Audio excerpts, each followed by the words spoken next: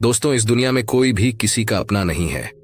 अगर आपको भी लगता है कि इस दुनिया में सब कोई अपना है, तो आप बिल्कुल गलत हो, क्योंकि जब आपको उन लोगों की जरूरत पड़ेगी तो कोई भी साथ नहीं देगा। ये एक कड़वा सच है। आप लोग इसे जितना जल्दी अपने दिमाग में बैठा लो, उतना ही आप लोग के लिए अच्छा होगा। तो चलिए दोस्तों, आज की इस बौद्ध कहानी के जरिए पता करते हैं कि सच में कोई भी अपना है भी या नहीं। आप लोग इस कहानी में हमारे साथ अंत तक बने रहे, क्योंकि आधा अधूरा ज्ञान विष के समान होता है। तो चलिए बिना समय बर्बाद किए कहानी को शुरू करते हैं। बहुत पुराने समय की बात है। एक गांव में एक दुखी परिवार रहता था। उस परिवार में 7 लड़के और एक लड़की थी। उन 8 के माता पिता जल्दी ही गुजर गए थे, तो बच्चों ने भी जल्दी ही अपनी अपनी जिम्मेदारियां समझ ली थी। शुरू में सबको गुजारा करने में काफी परेशानी हुई थी, लेकिन समय के चलते सब कुछ उन्हें आसान लगने लगा था। अब उन्होंने माँ बाप के बिना जीना सीख लिया था। वह 7 भाई और एक बहन इस गांव में बड़े प्यार से मिलजुल कर रहते थे। दिन निकलते ही 7 भाई शिकार के लिए निकल जाते और बहन सबके लिए खाना पकाती थी और घर के बाकी के दूसरे कामकाज करती थी। भाई जब जंगल से वापस आते तो साथ में बड़े बड़े जानवर, पक्षी आदि को मार कर लाते थे। वह 7 भाई जो भी चीज लाते थे, बहन उनके मांस को बड़े चाव से पकाती थी और सब भोजन करके बड़ी तृप्ति का अनुभव करते थे। ऐसे ही दिन गुजर रहे थे। एक दिन की बात है, 7 भाई जंगल में शिकार करने के लिए गए थे। शाम होने वाली थी। बहन सबके लिए खाना बना रही थी। जब वह सब्जी बनाने के लिए उस सब्जी को काट रही थी, तभी चाकू की तेज धार से उसकी एक उंगली कट गई।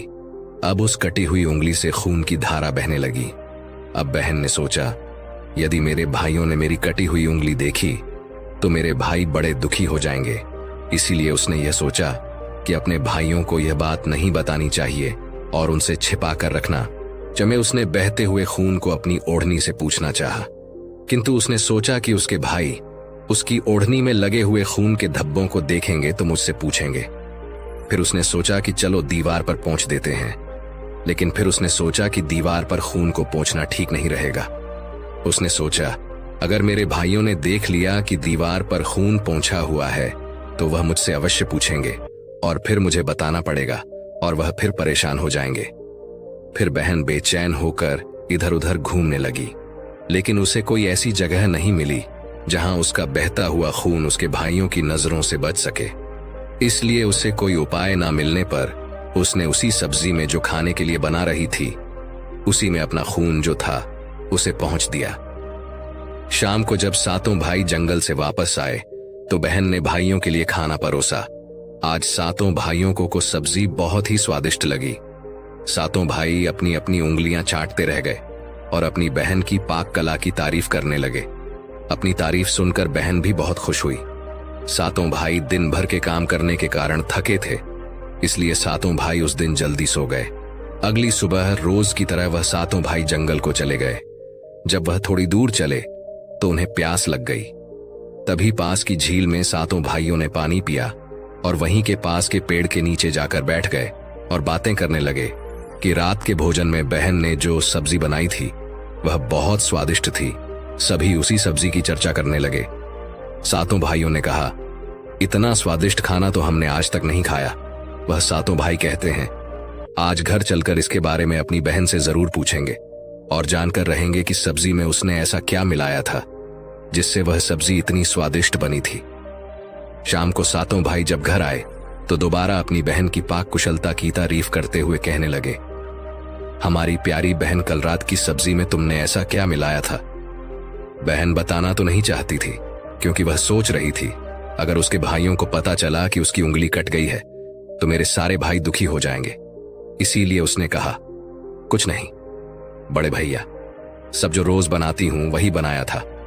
तो उसका बड़ा भाई कहने लगा, प्यारी बहन, तुम्हें आज बताना ही पड़ेगा और मैं जानना चाहता हूं कि हमारी बहन ने इतनी स्वादिष्ट सब्जी कैसे से बनाई। बड़ा भाई आगे कहता है, तुम्हें मेरी सौगंध है बहन, तो तुम्हें आज सच्चाई बतानी ही पड़ेगी। बड़े भाई का सब सम्मान करते थे, इसलिए बहन को भी अब सच बोलना पड़ा। उसने धीरे धीरे सारी बात बताते हुए कहा, भैया, मेरी उंगली कट गई थी तो बस इतना सा अपना खून सब्जी में मिला दिया था और ज्यादा कुछ नहीं। मैंने सोचा कि आप लोगों को पता चलेगा तो आप दुखी होंगे, इसलिए मैंने अपने खून को सब्जी में मिला दिया था। ये सुनकर 6 भाइयों ने मन में सोचा, इसके खून की चंद बूंदें इतनी स्वादिष्ट हैं तो इसका मांस कितना स्वादिष्ट होगा। रात के खाने के बाद सातों भाई सोने के लिए चले गए। सातों में फिर इस बात की चर्चा छिड़ गई। बड़ा भाई कहने लगा, अरे भाइयों, खून की कुछ बूंदें हमारी बहन की इतनी स्वादिष्ट है, तो सोचो उसके शरीर का मांस कितना स्वादिष्ट होगा। सबने बड़े भाई की हाँ में हाँ मिलाई, परंतु छोटे भाई को यह बात गलत लगी। उसने बड़े भाई का मान रखते हुए कुछ नहीं कहा और अगले दिन शिकार के लिए सातों भाई जाते हैं। उस समय सातों भाइयों ने योजना बनाई कि बहन को मारकर उसका मांस बनाएंगे और खाएंगे। बहन का मांस खूब स्वादिष्ट होगा। सातवें भाई को अपने बड़े भाइयों की योजना बिल्कुल भी अच्छी नहीं लगी। वह अपनी बहन को बचाने के लिए बेचैन हो गया। वह खुलकर इसका विरोध तो नहीं कर सकता था, क्योंकि 6 भाई एक तरफ थे। सभी भाइयों ने मिलकर एक टीले पर बांस के पत्तों का एक चबूतरा बनाया, जिसे चांद कहते हैं। उनकी योजना यह थी कि बहन को बहला फुसलाकर यहाँ पर लेकर आएंगे और तीर मारकर अपनी बहन की हत्या कर देंगे और उसका स्वादिष्ट मांस खाएंगे। अगले दिन बड़े भाई ने अपनी बहन से कहा, मेरी प्यारी बहन, अब तुम बड़ी हो गई हो और शादी के लायक हो गई हो। मैंने तुम्हारे लिए एक सुंदर वर की तलाश की है। आज हम उसको देखने जाएंगे और उसका घर भी देख कर आएंगे, इसीलिए तुम भी हमारे साथ चलोगी। बहन शादी की बात से बहुत खुश हुई। तुरंत तैयार होकर भाइयों के साथ चलने लगी। चलते चलते जब बहन थक गई तो उसने अपने बड़े भाई से पूछने लगी, भैया, मेरा ससुराल अब कितना दूर है? तब बड़ा भाई बोला, बस अभी कुछ देर में हम पहुंचने वाले हैं। और बड़ा भाई बोला, वह देखो बहन, दूर से दिखाई दे रहा है। बड़ा भाई उसी टीले पर बने चांद को दिखाते हुए बोला, देखो मेरी प्यारी बहन, तुम्हारा ससुराल जहां तुम राज करेगी। यह सुनकर बहन आनंदित हो उठी। चांद पर पहुंचने के बाद बड़े भाई ने अपने छोटे भाइयों को आदेश दिया, अपनी बहन को एक रस्सी के सहारे से बांस के खंभे से बांध दो। सभी भाई मिलजुल कर जल्दी से बहन को बांधने लगे। बहन ने अपने सभी भाइयों को हत्यारे के रूप में देखकर उसका हृदय हाहाकार करने लगा। वह ईश्वर को याद करते हुए कहने लगी, हे ईश्वर, अब तुम ही मेरा सहारा हो। मेरे सातों भाई मेरी हत्या करना चाहते हैं। इनमें से एक भी ऐसा नहीं है जिसके दिल में मेरे लिए दया और प्रेम हो। सातवें भाई को बहन की पुकार पर दया आ गई, परंतु 6 भाइयों का विरोध करने का साहस वह नहीं जुटा पाया। बहन को निर्ममता से बांधने के बाद बड़े भाई ने सबको बारी बारी से उस पर प्रहार करने का आदेश दिया। बड़ा भाई सबसे पहले हाथों में धनुष बाण लेकर जब अपनी बहन पर प्रहार करने को आगे बढ़ा, तब बहन भाई के सामने हाथ जोड़कर करुण स्वर में कहने लगी, मारो मारो भैया, छाती में लक्ष्य करके तुम्हारा तीर जंगल को जाएगा भैया। मारो मारो भैया। छाती में लक्ष्य करके भाई ने कठोरता दिखाते हुए तीर चलाया, परंतु उसका निशाना तो अचूक था, परंतु आज विफल हो गया। उसके बाद अब दूसरा भाई तीर मारने को तैयार हुआ। बहन ने उसके आगे भी हाथ जोड़कर वही करुण रूपी गीत गाया। उसका भी निशाना चूक गया। इसी तरह सभी भाइयों ने बारी बारी से बहन की छाती को लक्ष्य करके तीर मारने की कोशिश की, परंतु बहन हर बार यही दोहरा रही। 6 भाई लक्ष्य भेद करने में असफल रहे। अब 7वें भाई की बारी थी। उस 7वें भाई से 6 भाई कहने लगे, भाई, पूरी ताकत से तीर चलाना और बहन को एक बार में मार देना। यदि तुम्हारा निशाना चूक गया तो तुम जिंदा नहीं बचोगे, हम सब तुम्हें मार देंगे। बहन ने छोटे भाई की जान बचाने के लिए अपनी जान न्यौछावर कर दी और अपने छोटे भाई को बचाने का निश्चय किया। वह ईश्वर से प्रार्थना करने लगी, हे ईश्वर, मेरे भाई का तीर मेरी छाती भेदने में सफल हो जाए। वह फिर करुण गीत गाने लगी, मारो मारो भैया, छाती में लक्ष्य करके, भैया छाती में लक्ष्य करके तेरा तीर मेरी छाती भेद जाए। छोटे भाई ने तीर चलाया। उसका तीर बहन के माथे पर जा लगा। वह दर्द से तड़प उठी। कुछ देर तड़पने के बाद उसके प्राण त्याग दिए। सातों ने मिलकर अपनी बहन का मृतक शरीर नीचे उतारा। 6 भाइयों ने मिलकर बहन के शरीर को छोटे छोटे टुकड़ों में काट डाला। बड़े भाई ने 7वें भाई को जंगल से लकड़ी और पानी लाने का आदेश दिया। छोटा भाई पानी और लकड़ियों के साथ साथ कुछ मछली और केकड़े भी ले आया था। वह अंदर ही अंदर बहुत दुखी था। उसके भाई बहन का मांस बड़े शौक से पका रहे थे। छोटा भाई बहन के मांस के साथ मछली और केकड़े भी पकाने को डाल दिए, जिससे उसने अपने खाने का जुगाड़ कर लिया। चावल और मांस तैयार हो गया। छोटे भाई ने पहले ही अपने बैठने के स्थान पर एक छोटा सा गड्ढा खोद लिया था। उसने अपनी बहन के मांस को चुपके से उस गड्ढे में डाल दिया और मछली और भात खाने लगा। बाकी 6 भाई बहन की हड्डियां चबाने लगे तो छोटा भाई केकड़ा चबाने लगा।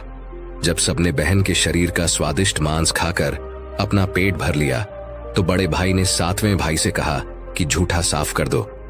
तब छोटे भाई ने जो बहन की बची कुची हड्डियां और शरीर के अन्य भाग जैसे सर, नाखून, पंजे, इन सबको इकट्ठा करके एक गड्ढे में डाल दिया और ऊपर से मिट्टी से ढक दिया। कुछ समय बाद जहां पर बहन के मांस के टुकड़े डाले गए थे, उस स्थान पर बांस का एक पौधा उगाया था। धीरे धीरे वहां पर बांसों का झुंड बन गया। एक बार एक संत आए और उसी बांस के झुरमुट तले छुपकर मलम करने लगे। उसी समय आकाशवाणी हुई, संत दुर्गंध आ रही है, संत दुर्गंध आ रही है। बार बार यह आकाशवाणी सुनने के बाद संत ने झटपट उस स्थान को साफ कर दिया। उस संत ने झुरमुट में से एक बांस को काट लिया और अपने साथ ले गए। उस बांस को काटकर संत ने एक बहुत ही सुंदर बांसुरी बनाई और उसे बजाकर दिन भर लोगों के घर जाकर भिक्षा मांगने लगे और बदले में खूब सारा उपदेश देने लगे। एक दिन की बात है, संत भिक्षा मांगने के लिए उसी गांव में चले गए जहां पर उस बहन के 7 भाई रहते थे। जैसे ही वह संत बड़े भाई के द्वार पर गए, जैसे ही संत ने बांसुरी बजाना शुरू किया, उसमें से आवाज आई, ही है दुश्मन, सबसे बड़ा नहीं, बाजो रे बांसुरी, बड़े भाई के घर नहीं, बाजो रे बांसुरी बांसुरी। आगे बोली, दया प्रेम सब छोड़कर रिश्ते में यही दाग लगाया है, नहीं बाजो रे बांसुरी। इस तरह की करुण आवाज सुनकर बड़े भाई के पसीने छूटने लगे। उसने अपनी पत्नी से कहा कि इस योगी को तुरंत भिक्षा दो और यहां से विदा करो। उसकी पत्नी ने वही किया, योगी को तुरंत भिक्षा देकर विदा कर दिया। इसी तरह योगी बाबा बारी बारी से 6 भाइयों के द्वार पर गए।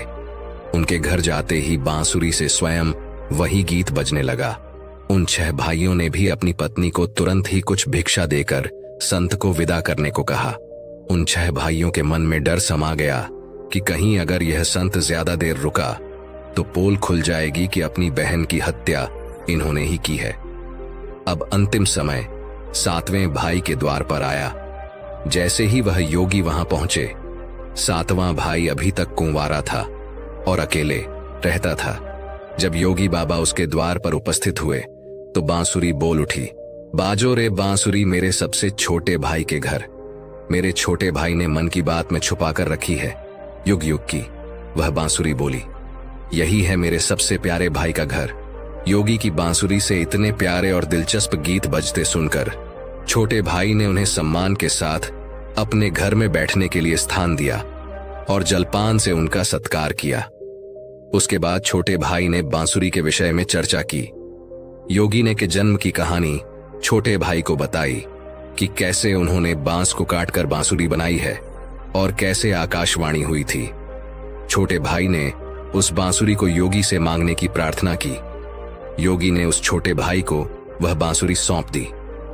योगी के चले जाने के बाद छोटे भाई ने बांसुरी को अपने बिस्तर के सिरहाने की तरफ साफ सुथरे स्थान पर धूप दीप जलाकर सम्मान के साथ रख दिया।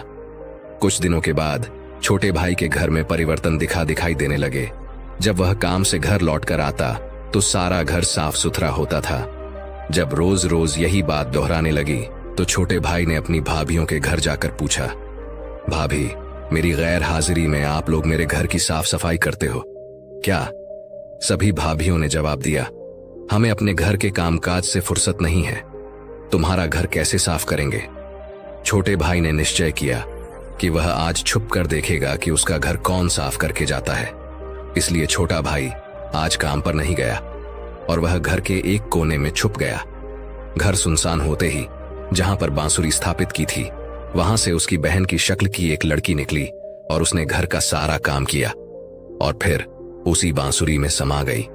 छोटे भाई ने यह सब देखा तो उसे अपनी आंखों पर विश्वास नहीं हुआ। फिर छोटे भाई ने यह बात अपनी बड़ी भाभी को बताई। बड़ी भाभी ने अपने छोटे देवर को समझाया कि जैसे ही लड़की बांसुरी से बाहर निकलेगी तुम उस बांसुरी को आग में डालकर जला देना और फिर उस पर तुलसी का जल छिड़क देना। फिर देखना क्या होता है।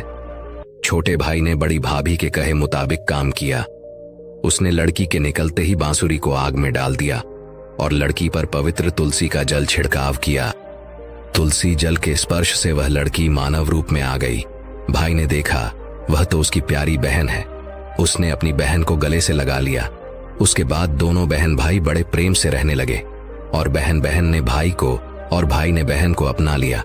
खुशी से एक दूसरे के साथ रहकर वे जीवन यापन करने लगे। दोस्तों, यह एक कड़वा सत्य है कि इस दुनिया में कोई भी व्यक्ति किसी का सच्चा अपना नहीं होता। दोस्तों, आप इसके बारे में क्या सोचते हैं? कमेंट में जरूर बताइएगा। और वीडियो अच्छी लगी हो तो वीडियो को लाइक और रोजाना ऐसी वीडियो देखने के लिए हमारे चैनल को सब्सक्राइब जरूर करें। धन्यवाद मित्रों, मिलते हैं अगले वीडियो में।